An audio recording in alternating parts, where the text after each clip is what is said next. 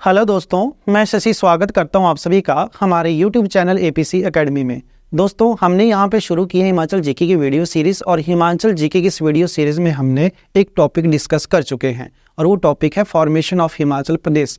उसमें हमने हिमाचल प्रदेश के फॉर्मेशन से संबंधित सभी बातों को डिस्कस किया था।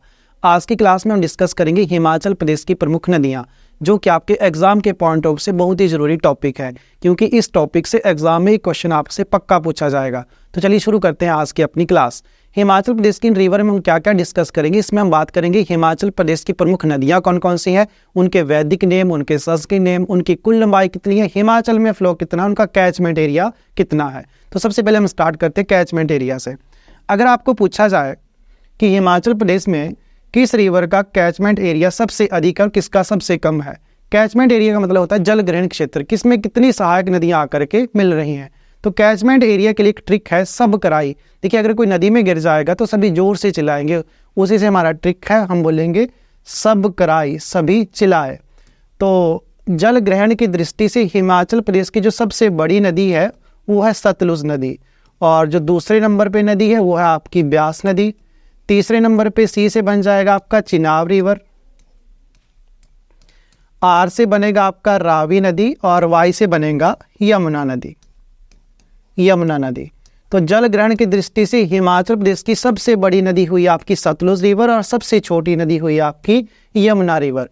और जो सेकंड नंबर पे आएगी ब्यास, थर्ड पे चिनाब, फोर्थ पे रावी और लास्ट में आपकी यमुना। पूछा जाए कि सतलुज रिवर का जल ग्रहण क्षेत्र कितना है, तो 20,000 स्क्वायर किलोमीटर इसका जल ग्रहण क्षेत्र है। ब्यास रिवर का जल ग्रहण क्षेत्र कितना है, 12,000 स्क्वायर किलोमीटर। चिनाब रिवर का जो जलग्रहण क्षेत्र है वो 7,500 स्क्वायर किलोमीटर। रावी नदी का जो जलग्रहण क्षेत्र है वो 5,451 स्क्वायर किलोमीटर है, और यमुना रिवर का जो जलग्रहण क्षेत्र है वह 2,320 स्क्वायर किलोमीटर इसका जलग्रहण क्षेत्र है। ठीक है जी, आगे हम कंटिन्यू करेंगे और आगे हम बात करेंगे किस रिवर की कुल लंबाई कितनी है और हिमाचल में फ्लो कितना है। कुल लंबाई की बात की जाए तो हिमाचल प्रदेश की जो सबसे लंबी नदी है वो है हमारे पास सतलुज रिवर, और सतलुज रिवर की कुल लंबाई है वो कितनी है, 1448 किलोमीटर, और हिमाचल में फ्लो कितना है, 320 किलोमीटर। कुल लंबाई और हिमाचल प्रदेश में फ्लो। देखिए, सतलुज रिवर की बात की जाए तो आप सभी जानते हैं सतलुज रिवर का ओरिजिन होता है तिब्बत के मानसरोवर के राक्सता लेक से, और ये किस रिवर से आकर के मिलती है, तो ये मिलती है आपकी चिनाब रिवर से। यहाँ से चिनाब रिवर फ्लो करती है और यहाँ से आपकी ये सतलुज नदी फ्लो करती है। ठीक है, अब सतलुज नदी में एक नदी मिलती है यहाँ पे, ये रिवर है आपकी ब्यास रिवर, और चिनाब रिवर में यहाँ पे एक रिवर मिलती है, इसका नाम है रावी नदी, और लास्ट में एक यमुना रिवर है जो कि आपके गंगा की सहायक नदी है, ये आपकी यमुना नदी। तो कभी कभी आपके एग्जाम में कुछ इस तरह से भी क्वेश्चन पूछ लेते हैं कि ये जो रिवर है इनको नॉर्थ से साउथ की ओर क्रमबद्ध तरीके से लगाओ, तो हम बोलेंगे नॉर्थ में जो रिवर है ये चिनाब आएगी, फिर रावी, फिर ब्यास, फिर सतलुज और फिर उसके बाद यमुना। अब बात आती है कि ये जो आपकी रावी और चिनाब रिवर है किस स्थान पर आपस में मिलते हैं, तो इसका नाम है सराय सिंधु। ये झंग नामक प्लेस पर यह स्थान है। सराय सिंधु में चिनाब और रावी आपस में मिलती हैं, और चिनाब और सतलुज कहाँ पे आपस में मिलते हैं, ये है बहावलपुर नामक स्थान पर ब्यास और चिनाब और सतलुज नदी आपस में मिलते हैं। और ब्यास और सतलुज किस स्थान पर आपस में मिलते हैं, तो हरिकेन नामक प्लेस पर यह दोनों आपस में मिलते हैं। अब इसी के साथ जो सतलुज नदी का कुल जलग्रहण क्षेत्र है, क्योंकि ये सारी नदियां किससे आकर के मिलती हैं, फिर बाद में सिंधु नदी से मिलती है, इस प्लेस का नाम क्या है, मिथानकोट। ये पाकिस्तान में है, और मिथानकोट नामक प्लेस पर ये जो सारी रिवर है यहाँ पे इकट्ठी होकर के फ्लो करेंगी और आपके मिथानकोट में जाकर के मिलती हैं। तो जो यहाँ पे लिखा है कि सतलुज रिवर का जो कुल लंबाई 1448 किलोमीटर, तो तिब्बत के मानसरोवर से लेकर के आपका लास्ट तक जो कितने फ्लो करते हैं 1448 स्क्वायर किलोमीटर, जबकि इसका केवल हिमाचल में फ्लो की बात की जाए तो 320 किलोमीटर इसका फ्लो हिमाचल में है। अगर ब्यास रिवर की कुल लंबाई की बात की जाए, ब्यास रिवर का ओरिजिन कहाँ से होता है, ब्यास रिवर का ओरिजिन होता है कुल्लू से, आपका ब्यास कुंड से, और आपके पंजाब के हरिके नामक स्थान पर यह सतलुज नदी से जाकर के मिल जाती है। तो यहाँ से लेकर के यहाँ तक का जो कुल सफ़र है इसका वो कितना है, 460 किलोमीटर। और अगर बात की जाए कि हिमाचल में ही फ्लो कितना है, तो हिमाचल में फ्लो है 256 किलोमीटर इसका हिमाचल प्रदेश में फ्लो है। चिनाब रिवर की कुल लंबाई की बात की जाए, क्योंकि चिनाब रिवर जो है आपका बारलाचा दर्रे से निकलती है और कहाँ पे आपके मिठानकोट में जाकर के सिंधु नदी से जाकर के मिल जाती है। तो कुल लंबाई कितनी है, तो 1200 किलोमीटर इसकी कुल लंबाई है। जबकि हिमाचल प्रदेश में फ्लो कितना है, 122 किलोमीटर इसका हिमाचल प्रदेश में फ्लो है। जब हम इनको अलग अलग 1 बाय 1 एक रिवर पढ़ेंगे तो हम बात करेंगे हिमाचल प्रदेश में कहाँ से छोड़ती है या किस डिस्ट्रिक्ट में कहाँ से एंटर करती है, हम अलग अलग आपकी रिवर्स वाइज यहाँ पे पढ़ेंगे। नेक्स्ट आपकी रावी नदी। रावी नदी की कुल लंबाई की बात की जाए तो 720 किलोमीटर है। रावी नदी बड़ा बंगाल कांगड़ा से निकलती है और आपके सराय सिंधु जो जंग नामक डिस्ट्रिक्ट है पाकिस्तान में, वहाँ पे जाकर के आपकी चिनाब रिवर से जाकर के मिल जाती है। तो कुल लंबाई कितनी है इसकी, 720 किलोमीटर। और हिमाचल में जो फ्लो है वो कितना है, 158 किलोमीटर। यमुना रिवर की कुल लंबाई की बात की जाए तो ये आपके गंगा यमुना रिवर जो है यमुनोत्री नामक स्थान से निकलती है, कालिंद पर्वत है और यह गंगा की सहायक नदी है और गंगा में जाकर के यह नदी मिल जाती है। तो इसकी कुल लंबाई कितनी है, 15-25 किलोमीटर। जबकि हिमाचल प्रदेश में केवल सिरमौर डिस्ट्रिक्ट के साथ ही सीमा बनाएगी, तो वहाँ पे कितना फ्लो करती है, 22 किलोमीटर। तो आपको पूछा जाए कि हिमाचल प्रदेश में फ्लो करने वाली सबसे लंबी नदी कौन सी है, तो सतलुज रिवर। और सबसे छोटी रिवर कौन सी है, तो आपकी यमुना रिवर। ठीक है जी, तो चलिए आगे कंटिन्यू करते हैं। नेक्स्ट हम बात करेंगे यहाँ पे इनके वैदिक नेम और संस्कृत नेम, ये भी बताएंगे इनको याद कैसे रखेंगे। देखिए ये नदियाँ लिखी हैं आपके पास यहाँ पे, सतलुज, ब्यास, चिनाब, रावी और यमुना, और ये इनके वैदिक नेम है और ये संस्कृत नेम है। देखिए वैदिक नेम और संस्कृत नेम को याद करने के लिए देखिए हम याद रखेंगे कि वेदों की रचना किसने की है, एक पुरुष ने की है। किसकी, वेदों की रचना किसने की है, एक पुरुष ने की है। सबसे जरूरी है आपका, पुरुष ने क्या किया, वेदों की रचना की, याद रखेंगे। और वेद के भी 2 ही वर्ड है और इन रिवर में किसके 2 वर्ड है, तो आपकी रावी नदी के 2 वर्ड है, र और व। तो वेद के भी 2 वर्ड और रावी नदी के भी 2 वर्ड है। तो रावी रिवर का जो वैदिक नेम है वो किससे है, पुरुष, तो इसका वैदिक नेम क्या है, पुरुषणी। ठीक है। और जो संस्कृत नेम की बात की जाए, संस्कृत नाम याद कैसे रखेंगे हम, वहाँ भी वो बता रहे हैं आपको। तो कौन सी रिवर है, रावी। तो संस्कृत नेम क्या है इसका, राव के साथ क्या लगाएंगे, इरावती। और ये क्या रहेगा इसका आपके पास संस्कृत नेम रहेगा। और पेपर में ज़्यादातर आपसे रावी नदी का ही पूछा जाता है, तो रावी नदी को हम याद रखेंगे सीधा कि वेदों की रचना पुरुष ने, वैदिक नाम क्या है आपका, पुरुषणी। किस रिवर का, आपका रावी नदी का। अगर बात की जाए सतलुज का, तो सबको याद होता है शतुद्री होगा यहाँ पे, शतुद्री या शतुद्र।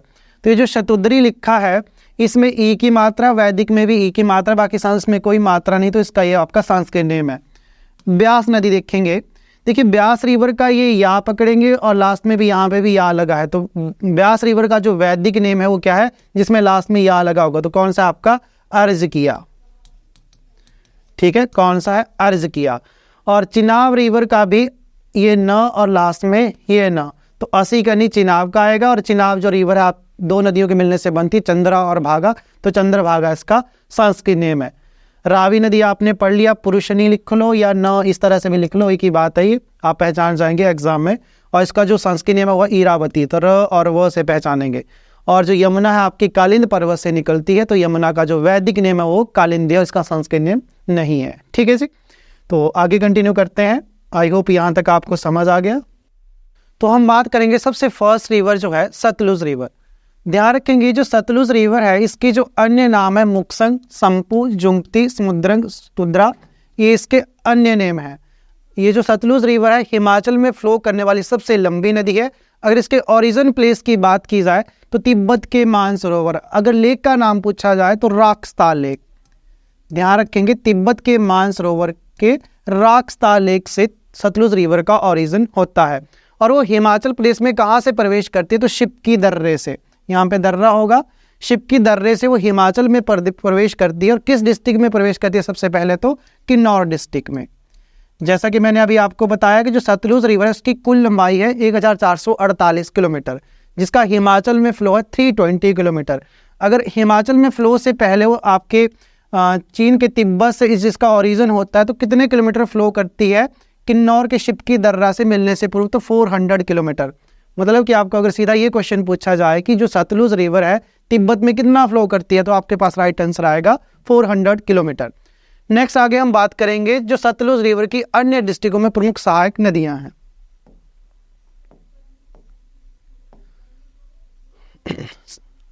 ये जो सतलुज रिवर है हिमाचल प्रदेश के 6 डिस्ट्रिक्टों में फ्लो करती है, जिसमें से 4 डिस्ट्रिक्ट में एंटर करेगी और जो 2 डिस्ट्रिक्ट है वहां से कुछ सहायक नदियां इसमें आकर के मिलती हैं। तो हम बात करते हैं सबसे पहले किन्नौर डिस्ट्रिक्ट। जैसा कि अभी आपको बताया मैंने कि जो किन्नौर डिस्ट्रिक्ट में सतलुज रिवर है किस दर्रे से प्रवेश करती है, तो आपके शिपकी दर्रा से किन्नौर में प्रवेश करती है। कौन सी रिवर? आपकी सतलुज रिवर। अगर बात की जाए कि पूरे भारत में ही पूछा जाए कि सतलुज रिवर कहाँ से प्रवेश करेगी, तब भी राइट आंसर आएगा किन्नौर का शिपकी दर्रा। और किन्नौर में इसकी जो प्रमुख सहायक नदियां हैं उसमें जो इसके राइट साइड और लेफ्ट साइड से मिलकर के मिलती है, तो राइट साइड में कौन कौन सी मिलेंगी? स्पीति नदी, पेंजर नदी, कशांग रिवर, वागर, शोरंग नदी और रूपी नदी। और जो इसके लेफ्ट साइड से आकर के मिलती है वो तिरंग रिवर, ज्ञानतंग रिवर, बसपा रिवर, ये सारी इसमें किस साइड से आकर के मिलेंगे? इसके लेफ्ट साइड से आकर के सतलुज रिवर में मिलती हैं। ध्यान रखेंगे पेपर में अगर ये पूछा जाए कि सतलुज नदी की सबसे बड़ी सहायक नदी कौन सी है, तो राइट आंसर आएगा आपका स्पीति नदी। पेपर में इस तरह से भी क्वेश्चन पूछ सकते हैं कि सतलुज रिवर को सबसे अधिक पानी इसकी कौन सी ट्रिब्यूटरी से मिलता है, तो राइट आंसर क्या रहेगा वहां पर भी? स्पीति रिवर। अगर स्पीति रिवर के ओरिजिन की बात की जाए तो कुंजुम दर्रा, जो स्पीति रिवर का ओरिजिन होता है कुंजुम दर्रा से। सतलुज रिवर की जो दूसरी प्रमुख सहायक नदी है वो बसपा रिवर का जो ओरिजिन प्लेस है किन्नौर के सांगला घाटी है, और ये सतलुज रिवर में किस स्थान पर मिलती है जाकर के, तो किन्नौर के कड़छम नामक प्लेस पर सतलुज रिवर से जाकर के मिल जाती है। कौन सी रिवर? आपकी बसपा रिवर। अगर इसी तरह से स्पीति रिवर की बात की जाए तो स्पीति रिवर जो है सतलुज रिवर से कहाँ पे मिलती है, तो खाब या नामगिया नामक प्लेस पर, और ये दोनों ही प्लेस कहाँ पे हैं? आपके डिस्ट्रिक्ट किन्नौर में। ठीक है जी। नेक्स्ट डिस्ट्रिक्ट सोलन से इसकी कुछ सहायक नदियां हैं जो सतलुज नदी में आकर के मिलती हैं। कौन कौन सी? आपकी अली, गंबर, डबार, कुठार और कियार रिवर। ये सोलन से सतलुज रिवर की प्रमुख सहायक नदियां हैं। अगर हम बात करें शिमला में सतलुज की प्रमुख सहायक नदियां, तो शिमला में सतलुज रिवर प्रवेश करती है भड़ाल या छोहारा नामक प्लेस से। भड़ाल या छोहारा नामक प्लेस से यह शिमला में प्रवेश करती है। शिमला में इसकी जो प्रमुख सहायक नदियां वो आपकी नोगली रिवर, मानचंद रिवर, बहरा, खेंखर, छामदा रिवर और आपकी सवेरा नदी। ये बहुत ही जरूरी है और पेपर में पूछी भी जाती है किस डिस्ट्रिक्ट में फ्लो करती है और किसकी प्रमुख सहायक नदियां हैं। मंडी में बात की जाए तो मंडी में सतलुज रिवर फिरनू से प्रवेश करती है। और मंडी में जो इसकी प्रमुख सहायक नदियां हैं वह है सियून, बहलू, खंडेल, इमला, विमला रिवर, कटू रिवर, बागरा रिवर, कोल्टू और भागमती नदी। वे सतलुज की सहायक नदियां हैं जो मंडी में सतलुज से आकर के मिलती हैं।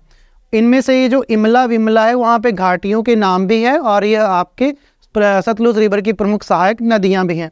अगर हम बात करें बिलासपुर में, तो सतलुज रिवर जो है बिलासपुर में कहाँ से प्रवेश करती है, तो मंडी के कसोल से। ये जो कसोल प्लेस है ये मंडी में है, मंडी और बिलासपुर दोनों में पड़ता है। मंडी के कसोल से बिलासपुर में प्रवेश करती है।